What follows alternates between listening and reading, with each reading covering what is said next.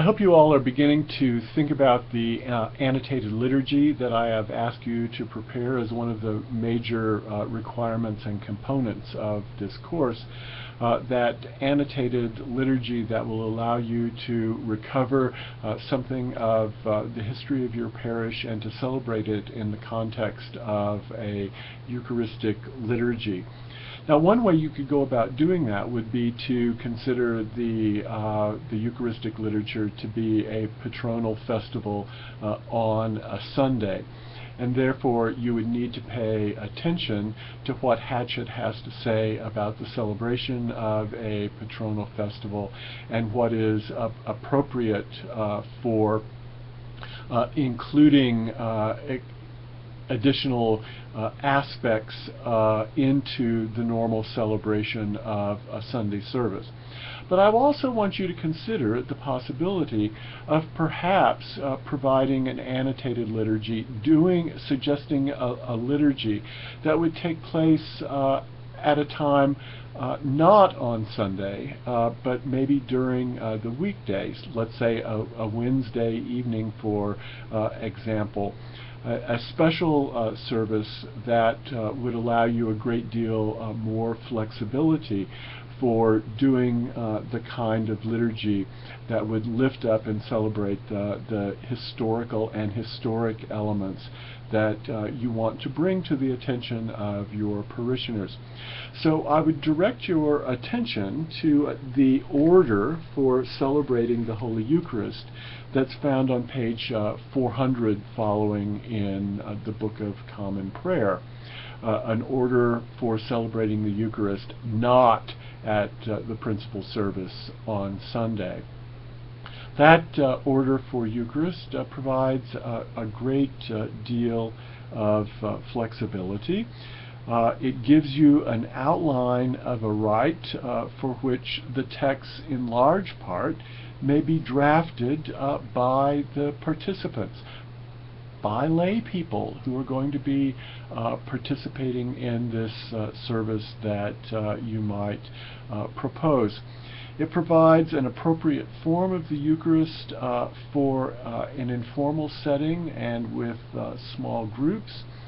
It provides a way to use a Eucharist with a form of the Great Thanksgiving that is specially drafted for a particular occasion, like the observance of a patronal festival, or it could be used for a funeral or for a wedding, for that matter. It provides an opportunity for study groups to celebrate a historic liturgy, or a liturgy that is devoted to a historical situation, a historical figure, such as you find in Holy Women, Holy Men. The service on page 400 provides a way to draft a rite that's appropriate for a small daily celebration, where you don't want to have an unduly elaborate entrance rite, where perhaps just a greeting and a collect would be appropriate. The service that is outlined on page 400 provides an opportunity to draft a rite with particular concerns, such as a theological or historical emphasis, or it might include a different kind of language, or a sensitivity to inclusive language.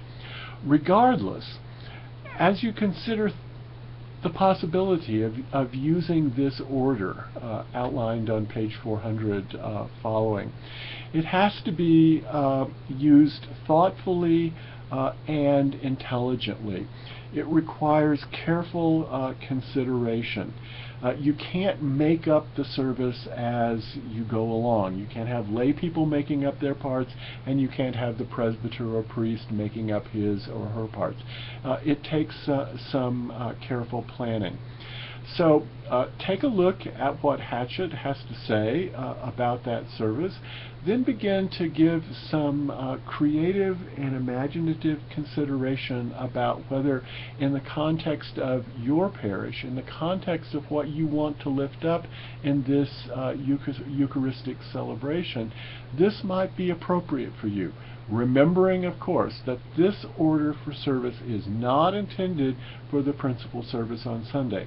If you want to do your liturgy on a Sunday, using the propers, including the collects for that Sunday, where you don't pick and choose the scriptural passages, but you use the lectionary, but nevertheless seek to incorporate the elements that you want to lift up, that's fine. But I'm bringing this service to your attention because I think it may offer you greater flexibility and allow you to accomplish the goals that you have in mind as you prepare this annotated liturgy.